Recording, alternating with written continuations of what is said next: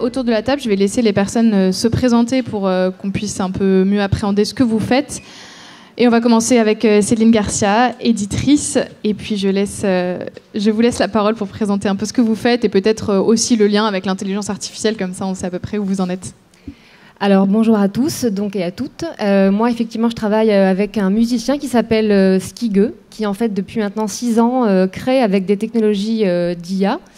Qu'il contribue également à développer avec des équipes de recherche. Et moi, en fait, donc, je développe son travail. Donc, on a créé notre label et société d'édition musicale, Puppet Master, il y a maintenant 3 ans. Et en fait, je développe son travail donc, de musicien avec toutes ces collaborations avec d'autres artistes et donc les enjeux en tout cas du droit d'auteur du coup et de l'édition musicale, puisque moi je viens du champ de l'édition musicale, ça me passionne en fait, et donc voilà, je suis dans ces problématiques maintenant depuis 3 ans, bien immergée.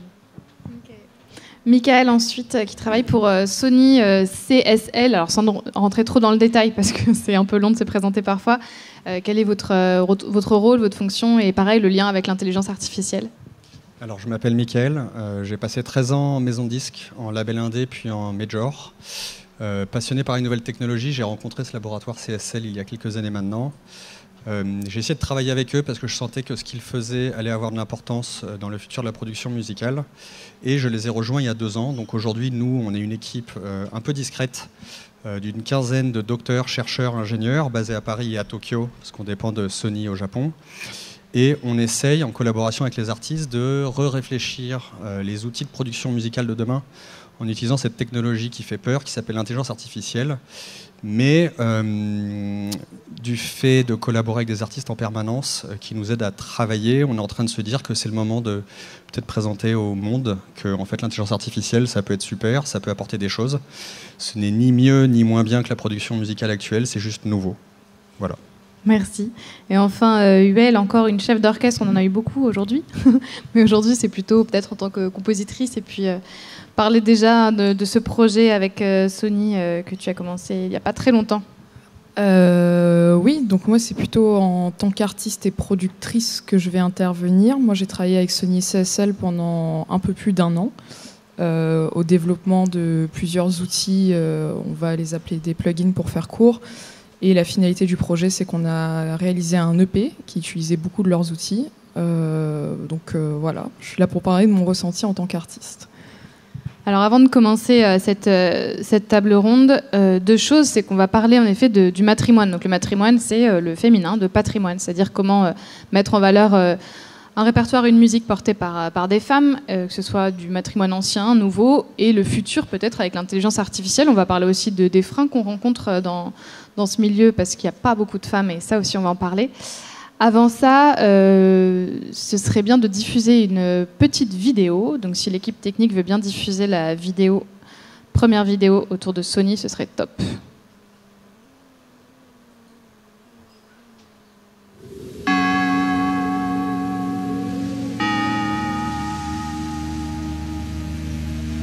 Je m'appelle Huel Lamort, j'ai 27 ans, je suis compositrice, arrangeuse, chef d'orchestre.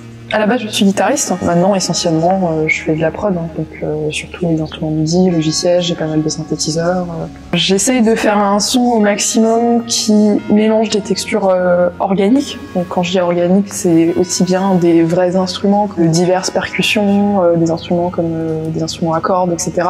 et des instruments plus digitaux ou synthétiques. Les outils CSL, disons que faut imaginer qu'il y a plein d'outils différents qui font plein de choses différentes. Il y a des outils qui aident à la génération de rythmes, de mélodies, il y en a d'autres qui font du sound design pur et dur, mais ils ont tous en commun d'utiliser donc l'intelligence artificielle. Et ce que ça veut dire, c'est que c'est des outils qui apprennent en faisant. On leur fait essayer des combinaisons ou différents settings, et au fur et à mesure, l'outil va commencer un peu à comprendre ce qu'on aime et ce qu'on aime moins. Et on va finir par avoir des résultats de plus en plus affinés et de plus en plus proches de ce qu'on voulait faire à la base, ou au contraire très loin de ce qu'on voulait faire à la base. Et donc on peut avoir des très bonnes surprises aussi. On pense tout de suite aux personnes qui ont contribué à élaborer les Moog, les premières boîtes à rythme, tout ça. Il fallait qu'il y ait des musiciens qui testent ça. Et moi je trouve que c'est hyper cool qu'on m'ait demandé à d'autres personnes de participer à ce processus, quoi.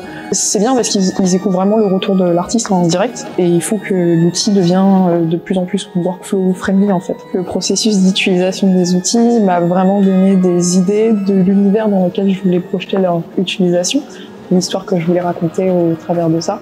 Quand je parle du projet avec CSL, c'est vrai qu'il y a toute une approche pédagogique. J'explique aux gens exactement ce que c'est, ce que ça fait, que c'est pas un robot tout seul qui fait de la musique, loin de là. Je pense que ça va donner des clés pour produire des nouvelles choses et peut-être donner des idées différentes. Je pense que c'est juste des technologies qui vont permettre de faire des choses qui avant n'étaient peut-être pas forcément possibles, surtout dans les 5 ou 10 prochaines années. Après, la question, c'est l'application concrète de la chose. Et je pense que si c'est dans les mains des bonnes personnes, on va avoir des très très bons résultats qui vont arriver. Enfin, c'est déjà le cas avec CSL.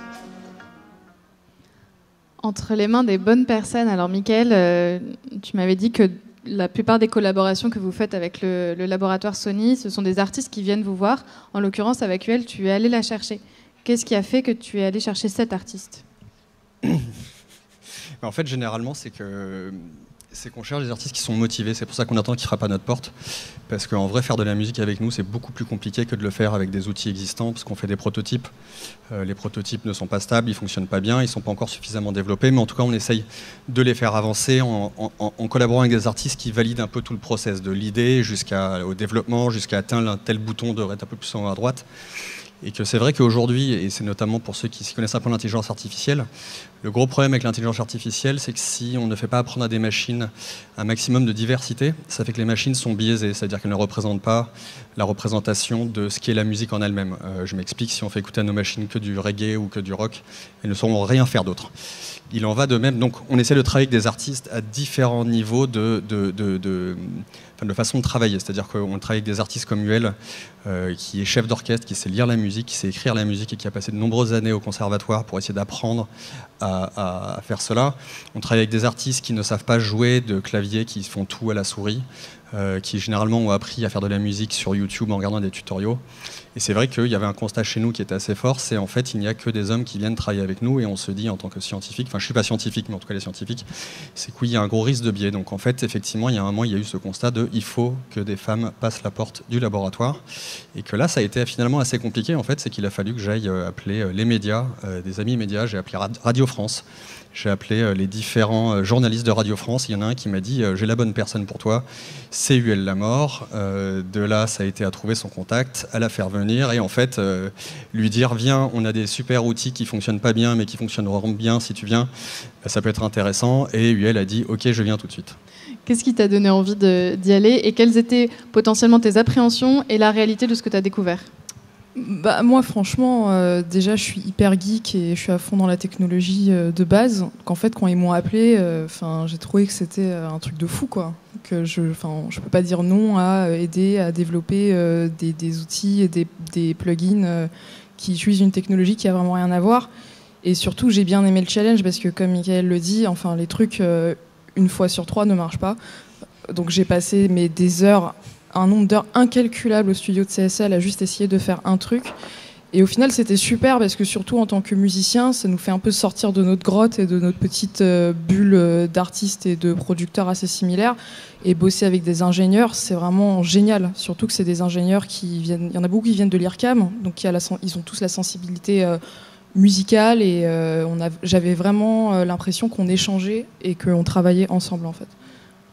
Alors, Mickaël a souligné le côté où c'est difficile d'avoir des femmes, à impliquer des femmes, en tout cas dans ces projets-là. Céline, qu'est-ce qui, toi, t'a poussé à t'intéresser à l'intelligence artificielle ? Alors moi, c'est la musique, en fait, parce que donc, je travaillais dans l'édition musicale depuis quelques années. Et en fait, c'est donc Benoît Carré, qui était à l'époque musicien en résidence dans un laboratoire de recherche, qui était autre que Sony CSL à l'époque. Et en fait, j'ai donc été appelée par Benoît Carré pour gérer toute la partie éditoriale d'un album qui était en cours de process, en cours de composition, qui s'appelle Hello World, que Benoît Carré était en train de faire avec son pseudo Skigueux, avec d'autres artistes. En fait, il avait invité femmes et hommes à participer donc, à ce projet très collaboratif. Et donc, en fait, je suis rentrée comme ça, en contact avec ces étranges outils. Et donc, voilà, moi, ça m'a captivée par rapport à tout ce que ça permet de faire, effectivement, et en même temps par rapport aux enjeux que ça pose par rapport aux droits des artistes, parce que c'est des vraies questions qui se posent tout de suite aujourd'hui, qui sont déjà d'ailleurs bien lancées. Et en fait, voilà, moi après, donc, j'ai adoré la musique, j'adorais ce qu'en faisaient ces artistes, et ensuite, donc, on a créé avec Skigeux notre label et société d'édition musicale. Pourquoi ? Pour être en fait entièrement indépendant et en fait développer des projets artistiques, donc que lui développe en tant que musicien, en toute liberté, notamment par rapport aussi aux sociétés qui détiennent en fait ces technologies, et donc vraiment pouvoir que lui puisse vraiment se servir des outils qui l'aident à développer auprès des équipes de recherche qui l'aident, mais aussi d'autres outils. Et donc notamment son prochain projet qui sortira début 2022, il s'est servi de plein d'IA différentes, des prototypes, mais aussi des IA qui existent déjà, qui sont accessibles à tous, comme Voctrolabs, Splash Pro, OpenAI, Omax de l'IRCAM aussi. Enfin voilà, donc lui vraiment se sert de plein d'outils, et moi ça m'intéresse. Et aussi voilà, donc depuis je suis dedans, et je ne sais pas si j'ai répondu à ta question, mais non, c'était très bien. C'est difficile, j'imagine, de définir tous ces outils. Il y en a plusieurs. C'est pas une intelligence artificielle qui fait un truc spécifique. Par contre, est-ce que vous pourriez donner des exemples concrets, Mickaël ou Céline, de qu'est-ce que ça peut apporter à une création artistique d'utiliser l'intelligence artificielle ? Je vais plutôt laisser UL parler. Ou à UL. En tout cas. Alors, déjà, ce qui est intéressant, c'est que c'est des outils qui ne fonctionnent comme aucun autre. C'est, comme Mickaël l'a dit, c'est des outils qui apprennent en fait. Donc, je vais vous donner un exemple très concret. J'ai travaillé avec un outil qui s'appelle Bassnet, et qui à la base sert à générer des mélodies de basse. Et en fait, il faut lui faire écouter 10, 20, 30 fois l'extrait de la musique sur laquelle on veut poser de la basse, et au fur et à mesure, nous, on affine ce qu'on aime, et l'outil va commencer à comprendre ce qu'on cherche après. Mais on peut aller encore plus loin, parce qu'une fois que l'outil nous a proposé quelque chose qui nous plaît, c'est pas forcément une ligne de basse, c'est-à-dire qu'il produit quelque chose qui s'appelle du MIDI, qui est juste des informations informatiques, et après, on leur attribue le son qu'on veut. Donc sur une ligne de basse, on peut décider de mettre un synthétiseur lead, de carrément créer une ligne orchestrale, de faire ce qu'on veut. Et ce qui est intéressant, c'est que pendant tout le processus, on est vraiment en train de réfléchir avec la machine. C'est pas un truc qui, comme vous parle et fait des trucs tout seul. Hein, parce que si vous le laissez faire des trucs tout seul, il va faire n'importe quoi. Donc il faut vraiment être là tout le temps avec et être hyper concentré. Et au final, ça change des plugins qu'on a aujourd'hui qui sont surpuissants, où tout est à portée de main, c'est-à-dire on touche sur une note et il y a un orchestre de 80 personnes qui fait un accord parfait. Là, il faut vraiment rentrer dedans, et au final, ça permet de vraiment déstructurer sa manière d'écrire la musique, et moi j'ai trouvé que c'était vraiment super intéressant. Et aussi l'autre chose, c'est qu'il y a toute une autre famille d'outils d'IA qui sont plus axés sound design, donc plus vraiment dans l'analyse du son et du spectre du son, et qui permettent de créer des sons que moi je n'ai jamais entendus. C'est vraiment la puissance de cette technologie, et je pense que ça peut aller vraiment très très loin dans le futur quand ça sera vraiment poussé à bout et que ça sera complètement fonctionnel pour le grand public, quoi. Juste pour expliquer la philosophie derrière ces outils, c'est qu'on parle souvent de la relation artiste-machine ou humain-machine, qui n'est pas du tout une relation, en fait, c'est une relation de maître à esclave. Je dis à une machine de faire quelque chose, elle l'a fait très bien. Nous, on réfléchit différemment, en fait, c'est qu'on s'est rendu compte que l'intelligence artificielle, j'aime pas le terme intelligence parce que ça appelle à des notions d'émotion, des choses de goût. L'intelligence artificielle n'a pas d'émotion, elle n'a pas de goût, elle ne sait pas ce qui est bien ou ce qui n'est pas bien. Par contre, c'est hyper simple de mettre dans une IA des choses qui sont hyper compliquées pour un humain, c'est-à-dire faire des millions de calculs à la seconde, et que des notions de conservatoire, donc qui ne veut pas dire créativité, hein, ce qui veut dire apprentissage de la musique, pourquoi une gamme majeure est une gamme majeure et pourquoi ce n'est pas une gamme mineure, ça peut être mathématisé, c'est des histoires de bande de fréquences. L'ingénierie du son, le traitement du signal audio, on peut être ingénieur du son en regardant un spectre sans avoir jamais entendu de musique et être potentiellement un ingénieur du son pertinent, pas forcément bon mais pertinent. Et qu'on s'est rendu compte en fait que l'intelligence artificielle, si on regarde tout le processus de l'idéation jusqu'au mix, il y a plein de petits moments où finalement il y a soit des moments laborieux de traitement, de production de musique, traitement du signal audio, c'est pas forcément créatif, mais vous êtes obligé de passer par là, ou alors de créer des accidents, de créer des idées, parce qu'on sait que les plus grands morceaux du monde sont issus d'accidents. L'ampli, la disto a été inventée parce qu'un ampli est tombé d'une coiffe d'une voiture. L'autotune qu'on entend beaucoup aujourd'hui, c'est un ingénieur du son qui, la légende urbaine dit qu'il s'est endormi sur le bouton et qu'il l'a poussé à fond alors que c'était pas fait pour ça. Nous, c'est ce qu'on essaye de voir avec les artistes aujourd'hui, c'est-à-dire qu'il y a d'une part une façon de simplifier des processus qui sont compliqués et qui empêchent d'être concentrés sur la partie créative et l'idéation, et la partie de finalement je suis tout seul dans mon home studio, et ça a été assez le cas pendant les périodes Covid où tous les producteurs, les jeunes producteurs se sentaient tout seuls dans leur studio.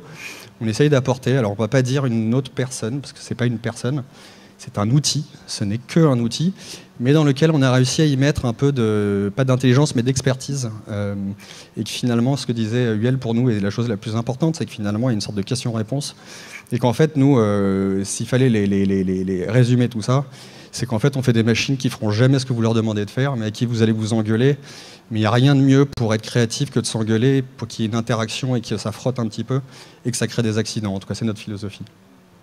Et ce sont des machines qu'il faut nourrir. Là, on en parlait tout à l'heure sur notre thématique du matrimoine. Si elles sont utilisées par des hommes pour des hommes, on va être bloqué parce que ces machines vont être biaisées potentiellement, et donc on va éliminer tout un potentiel de création au féminin en l'occurrence. Alors Céline, je voulais me tourner vers vous sur ce sujet-là exactement. Comment on fait pour nourrir ces machines pour que justement ce soit un reflet de la diversité musicale qui puisse exister aujourd'hui sans même forcément que les femmes s'en emparent? En fait, la question, en tout cas, la question du matrimoine et de l'IA, pour moi, elle est à plusieurs entrées. D'abord, par rapport aux IA en général, effectivement, donc en complément de ce que viennent de dire Well et Michael, il y a aussi cette notion, effectivement, donc tu viens aussi de souligner, par rapport aux sources qu'on leur donne, parce qu'une IA ne marche pas sans rien, il faut toujours la nourrir, qu'il s'agisse de 10 000 partitions ou d'une seule. Et donc ça pose la question effectivement de ce qu'on lui donne, donc des datasets, des corpus de données, quand il s'agit d'IA qui sont entraînés, donc le deep learning, le réseau de neurones, qui là c'est donc un type d'IA qui agit qui en tout cas s'entraîne avec énormément de données, mais il y a aussi des IA qui marchent avec très peu de sources, notamment donc des systèmes en fait de chaînes de Markov, c'est un des types d'IA en fait qui existe aussi. Et d'ailleurs qui est plus intéressant pour les musiciens souvent parce qu'il est plus maniable, justement aussi parce qu'on maîtrise mieux ce qu'on lui donne en fait. Bon, après on va pas rentrer dans les choses techniques parce que c'est pas le sujet de la conversation je pense aujourd'hui, mais on pourrait.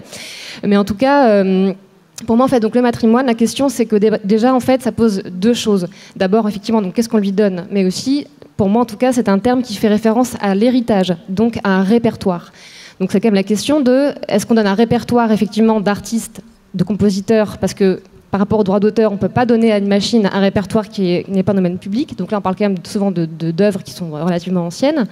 Donc d'abord, quel est ce corpus ? Avec quoi on nourrit ces machines ? Donc comment est-ce qu'elles sont entraînées ? Ensuite, effectivement, par rapport à la question du biais, j'irai un peu plus loin. En fait, pour moi, je pense que le biais, c'est pas juste parce que des hommes s'en servent, ça va faire un biais masculin. Je trouve que c'est un petit peu simpliste comme vision des choses. Par exemple, Skigeux, avec qui je travaille, donc, il a déjà ouvert son studio et ses IA à des femmes et à des hommes. Et chaque musicien et musicienne qui sont venus, ça a été super. Enfin, je veux dire, c'était des choses qui étaient très enrichissantes pour tous. Donc, il n'y a pas de frein, je trouve, en tout cas, et Well, je pense que tu l'avais perçu aussi, il n'y a pas de frein genré à se servir d'une IA en tant que quand on est musicien ou musicienne, on est curieux, etc. On peut, voilà. Après, donc par rapport au répertoire, je pense qu'on verra après donc une vidéo qui montre un exemple de valorisation d'un répertoire de femmes par un homme, par Skigeux en l'occurrence avec une autre artiste qui s'appelle Kirri Chrismanson, avec qui il a collaboré déjà sur 2 projets précédents. Et l'autre point quand même que je voulais souligner, c'est quand même, et je pense que ça a été un petit peu évoqué aussi, la question des chercheurs et des chercheuses. C'est-à-dire ces IA, donc il y a ce qu'on leur donne comme nourriture, et ce que les artistes après vont en faire, mais il y a aussi comment est-ce qu'elles sont conçues, par qui elles sont conçues, et la question du biais revient aussi du coup par cet endroit-là. D'ailleurs, ça dépasse la question de la musique, hein, voilà. Et donc la question, c'est aussi la diversité au niveau des personnes qui conçoivent ces outils. Après, dans la musique, je trouve que c'est en tout cas, je voulais lire un petit bouquin qui est super là-dessus, que je recommande, qui s'appelle L'IA pas sans elle, qui a été écrit par Flora Vincent et Aude Bernheim, qui parle justement de la diversité, enfin en tout cas du genre hommes et femmes par rapport à l'IA. Ça dépasse la musique. Et justement, ce que ça explique, c'est que les biais, en tout cas en musique, alors oui, peut-être qu'on peut en trouver si des bases de données sont du répertoire masculin, mais une IA en général, les paramètres qu'on lui donne, c'est pas du tout de détecter, enfin comment dire, est-ce qu'on est capable, même à l'oreille humaine, d'entendre une musique et de dire c'est une femme qui l'a composée ou c'est un homme ? Moi, je pense que non. Donc après, voilà, c'est des questions qui sont plus subtiles en fait et qui se posent plus, je pense, dans une exigence de ce qu'on donne à ces outils. Aussi, bien sûr, du côté de l'accès aux femmes, et ça c'est un autre sujet que ce livre d'ailleurs traite et que c'est très intéressant, mais l'accès aux femmes à l'informatique, à ces métiers-là. Donc on sait qu'il y a énormément, il y a un énorme déséquilibre dans ces domaines-là. D'ailleurs, l'équipe de recherche, je pense, chez Sony CSL, je pense que c'est que des hommes. Moi, celle que je connais en tout cas, c'est pareil. Donc c'est vraiment un champ qui pour le moment est très inégal. Mais voilà, pour moi, le matrimoine et l'IA, il y a 2 entrées. La question du répertoire, la question de valoriser des artistes femmes d'il y a très longtemps, et puis la question aussi de comment marchent ces outils, comment est-ce qu'ils sont modélisés en fait et par qui. C'est exactement la même chose chez Sony CSL. Quand je parlais de biais, je parlais de l'interface, mais aussi effectivement les datasets. Je ne pensais pas qu'on rentrerait aussi rapidement, profondément, mais c'est vrai qu'aujourd'hui les biais ils sont un peu partout. En termes de chercheurs, c'est-à-dire qu'on cherche des chercheuses, on n'en trouve pas. Ça c'est un vrai problème. Maintenant, aujourd'hui, c'est comme ça et que c'est plus au niveau de l'éducation. Enfin, je sais pas. Enfin, voilà. Mais c'est vrai qu'aujourd'hui, on a du mal à en trouver. Et après, comme le dit Céline, c'est aussi un appel. S'il y a des chercheuses spécialisées en IA et non, musique, parce que finalement, notamment, on discute par exemple avec des écoles d'ingénieurs comme Epitech. 5% de femmes dans la plus grande école d'ingénieurs informatiques de France. Et le biais aussi des data est quelque chose qui est hyper important parce qu'à la différence d'avant où c'était juste un humain développeur-développeuse qui faisait un outil qui avait sa patte. Derrière chaque instrument, derrière chaque technologie, il y a un humain. Là, il y a une deuxième chose importante, c'est comment a été entraîné ces outils et que ça aura un impact fondamental sur le résultat derrière. Mais comme tu dis, est-ce qu'on peut différencier une musique d'un homme ou une femme, sachant qu'on a déjà du mal à identifier chez les Beatles qui a composé quoi. Donc, oui, enfin, moi je suis d'accord avec ce que Michael dit. De toute façon, je pense qu'il y a un problème à partir du moment où on pense que ce que va faire apprendre une femme à la machine va être différent de ce que va faire apprendre un homme à la machine. C'est-à-dire qu'on met déjà une scission et une différence de genre, de rendu final entre les femmes et les hommes. Donc déjà, ça c'est problématique et pour moi, ça n'a pas lieu d'être. Voilà. Et effectivement, c'est vrai que dans les métiers du son, de la recherche, de l'ingénierie, il y a un véritable constat et un énorme problème, c'est qu'il n'y a pas assez de femmes qui sont ingénieurs, pas assez de femmes qui sont chercheuses. Et quand je parle que de la musique, ingénieurs du son, il y en a vraiment très rarement. Donc ça, c'est un souci qui, je pense, est enraciné dans l'éducation. Ça commence à la maternelle, très concrètement. Et je crois qu'il faut vraiment... j'aime pas trop dire ça, mais c'est le cas. Il faut vraiment se forcer... je dis ça pour les gens qui engagent des gens, à mettre des femmes dans des positions d'exemple et de responsabilité pour donner des exemples pour les autres jeunes filles de carrière possible. Parce qu'encore une fois, si on n'a pas d'exemple concret, on ne peut pas se projeter. Et je crois que c'est plus de ça qu'il faut qu'on parle, quoi. Parce que la machine, l'ordi, il s'en fout si c'est une meuf ou un mec qui fait du son avec, quoi. Donc voilà. Justement, à titre personnel, toi, comment est-ce que tu t'es intéressé aux nouvelles technologies? Qu'est-ce qui t'a attiré en premier lieu? Ça vient d'où? Moi, mon premier rapport avec les nouvelles technologies, ça a commencé quand j'ai commencé à faire de la production assez jeune. J'étais vers la fin du collège et c'était un peu l'époque des super producteurs US de rap. Et je voyais des vidéos avec leur studio de ouf et du coup je suis allée sur YouTube pour un peu comprendre comment ils faisaient et puis j'ai appris à utiliser des DAW, comme on dit, toute seule. Et puis c'est un truc qui est resté. Moi j'adore les jeux vidéo, j'adore les consoles, j'adore les trucs avec des câbles, je fais de la soudure à la maison. Moi j'adore la nouvelle technologie, mais je sais que c'est une chance que j'ai parce que j'ai eu une éducation où mes parents m'ont toujours considéré presque comme un garçon manqué. Et j'ai jamais eu des impressions de frein et limite quand je voyais des mecs faire des carrières qui me plaisaient, je me projetais en eux, quoi.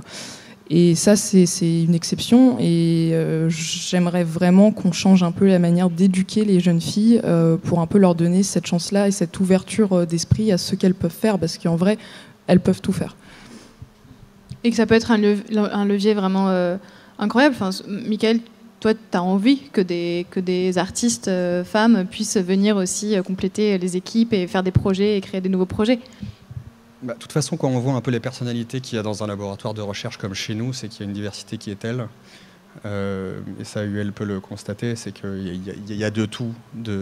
C'est assez impressionnant.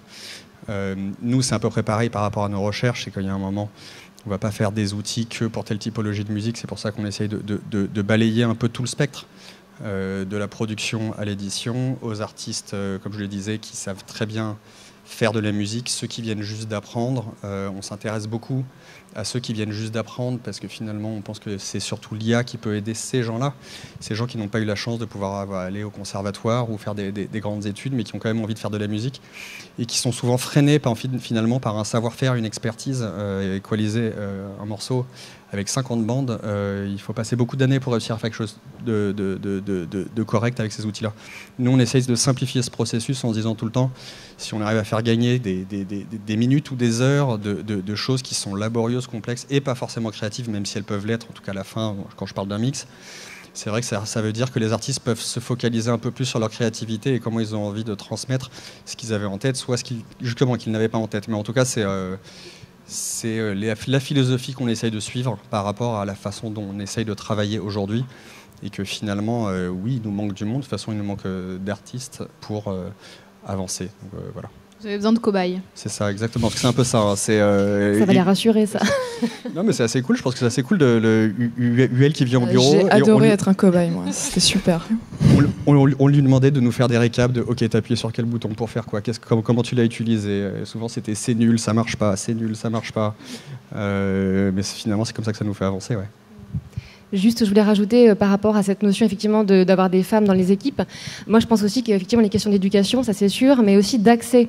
L'IA aujourd'hui, c'est complètement abstrait pour énormément de gens, et je pense pour aussi beaucoup de musiciens et musiciennes, ça ne veut pas dire grand-chose.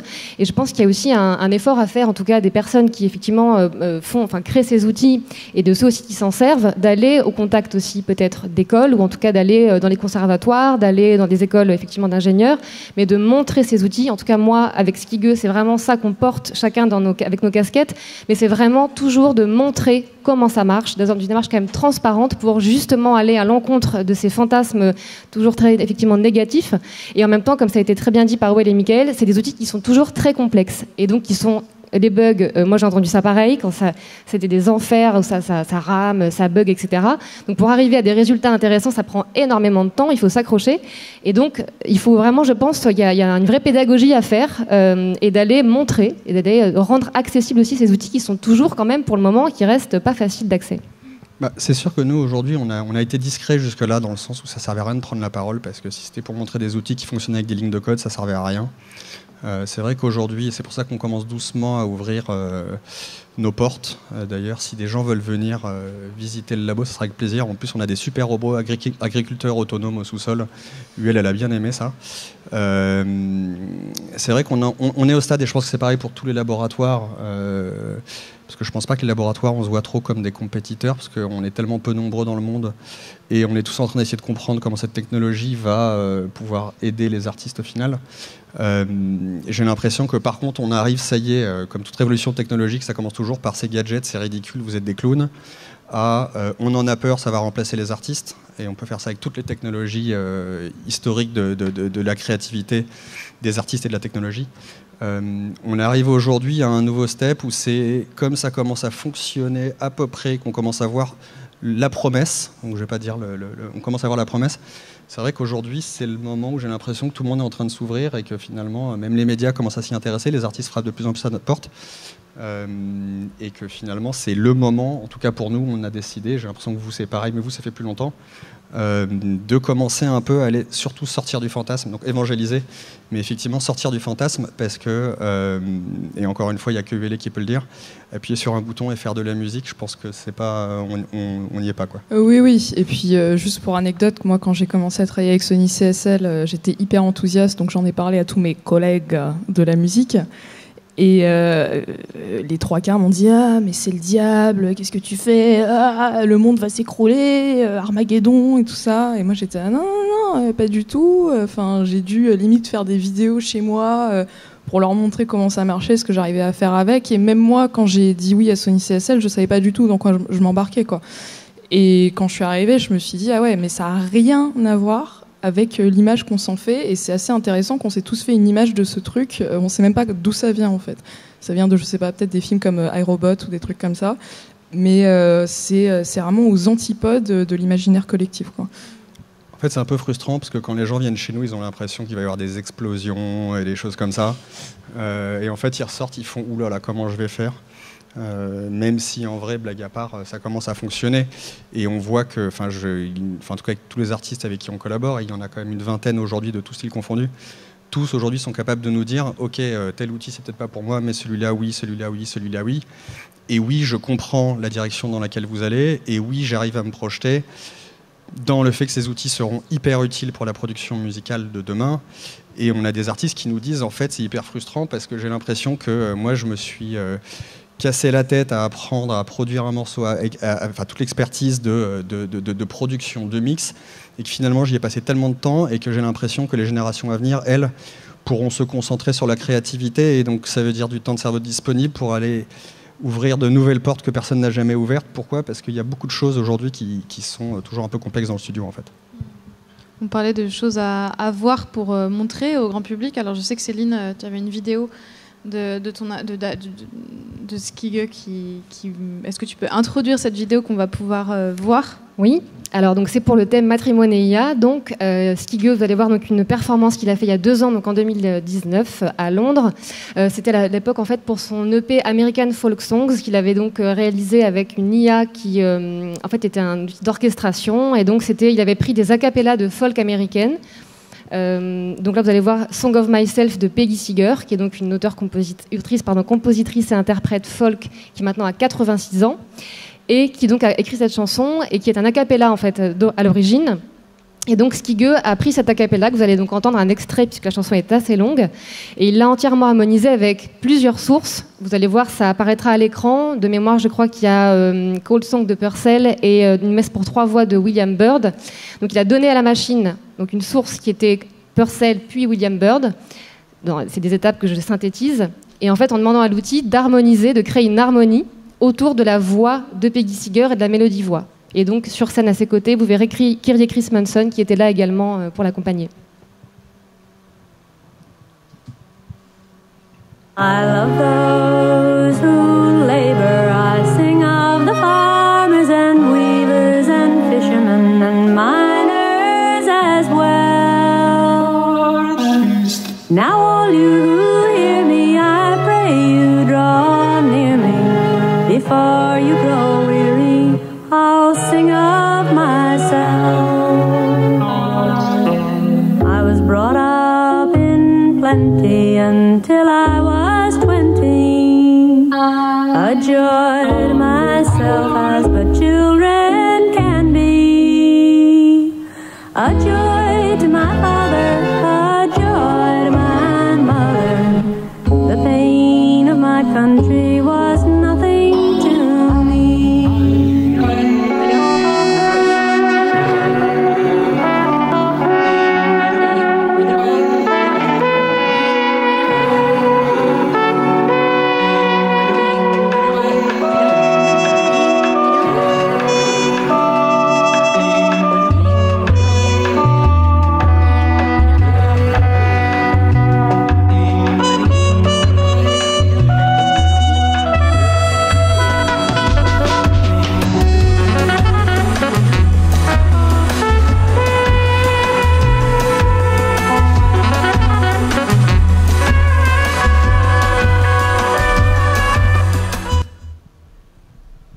Pour cet extrait.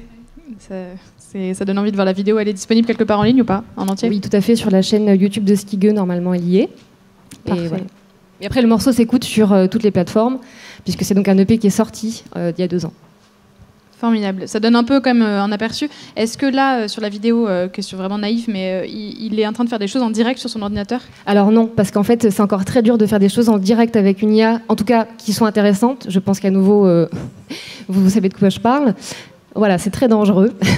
Même si bon, c'est quand même ce qu'il a en tête pour son nouveau projet, parce on travaille sur un projet cette fois-ci aussi live avec un collectif d'ailleurs d'artistes numériques au Label.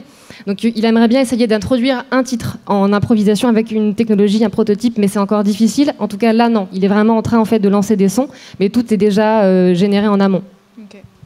Ouais, et d'ailleurs je rebondis sur ce que tu viens de dire parce que c'est une des premières choses que j'avais dit à Michael quand j'avais été exposé aux outils, c'est que je pense que dans le futur, une des meilleures applications, en tout cas une des plus prometteuses à mon sens, ça va être pour les live sets dans l'électro.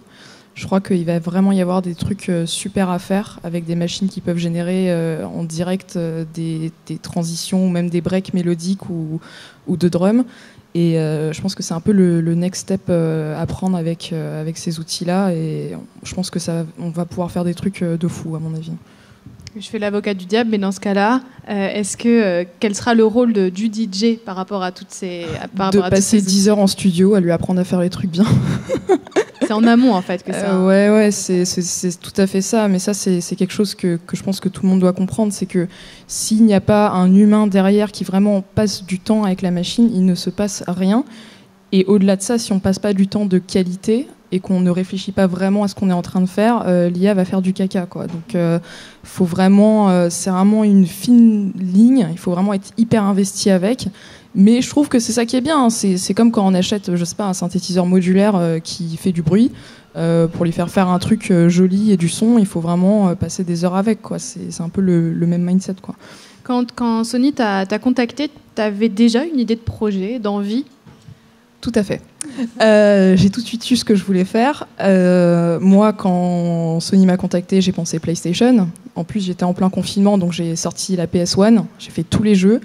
Et j'ai dit à Sony, OK, je veux faire la bande-son d'un jeu imaginaire qui aurait pu sortir sur une Play. PS1 plus précisément. Et on a même fait un clip en jeu vidéo. Donc tout a été pensé comme la bande-son, vraiment la bande-son d'un jeu vidéo, quoi. Et concrètement, les étapes, ça a été quoi? Alors... Tu nourris... Ouais, la première étape, ça a été de comprendre comment ça marchait, parce que moi, j'ai travaillé avec 5 ou 6 outils qui tous marchaient assez différemment. Donc ça a été de passer du temps avec les chercheurs qu'ils avaient mis au point, de comprendre aussi ce que eux ils voulaient faire avec. Donc déjà ça. Ensuite, c'était de nourrir les machines avec ce que je voulais qu'elles fassent. Donc ça a été très long. Et la dernière étape, ça a été de récupérer tout ce que les machines avaient produit. Et après, ça, c'était mon travail de productrice, de créer mes morceaux autour. En fait, moi, je voulais vraiment que ce que l'IA avait créé soit la colonne vertébrale de chacun de mes morceaux, en fait. Mais ouais, ça a vraiment été super important de parler aux chercheurs et de vraiment comprendre, en fait, eux, quelle était leur vision à long terme avec leurs outils et qu'est-ce qu'ils voulaient que ça crée dans les 3-4 prochaines années. Parce que même nous, en tant qu'artistes, ça nous motive. On se dit, ouais, il a vraiment des idées de fou pour le futur. Il faut que j'essaye de pousser sa machine à fond pour lui dire ce qui bug, ce qui marche, ce qui est hyper prometteur et lui donner mon ressenti. Parce qu'ils ont besoin de ça aussi. Enfin, les chercheurs chez CSL étaient hyper contents. Enfin, je pense qu'ils sont hyper contents de nous voir arriver parce qu'on leur donne vraiment des commentaires d'artistes, quoi. Je pensais aux droits, les droits d'auteur, comment ça se passe? Est-ce qu'il y a des freins? Est-ce que c'est illimité? Comment on gère ça? Les freins, c'est-à-dire, tu veux dire dans le processus créatif d'un musicien ou d'une musicienne? Ouais, un artiste, est-ce qu'il peut tout utiliser? Non, bien sûr que non. Il y a des règles. Et il y a des... Enfin, en tout cas, à nouveau, il y a différents outils, mais il y a toujours la question, effectivement, de ce qu'on donne à la machine. Alors, bien sûr, ça peut être très souvent des choses que l'artiste lui-même compose. Mais ça peut aussi être des sources, comme là, ça c'était un exemple. Donc là, c'est du domaine public. Et heureusement aussi, parce que sinon, si ça n'était pas, ça pose des questions, effectivement, mais qui sont complètement ouvertes aujourd'hui. Mais en effet, la question de la traçabilité, en fait, des musiques qu'on donne en entrée et de la façon dont on peut les retrouver en sortie. Est-ce qu'il faut donner des droits aux ayants droit des sources, en fait?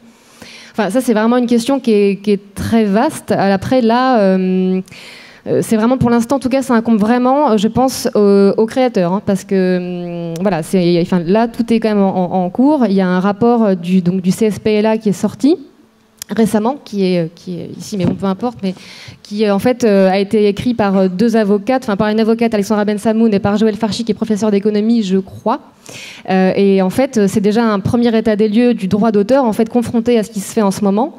Pour le moment, en tout cas par rapport, moi, à ce que je rencontre dans mon travail d'éditrice musicale, tous les titres qui sont composés ou arrangés ou écrits par Skigueux sont déposés avec ses droits. Enfin, c'est lui qui est auteur-compositeur.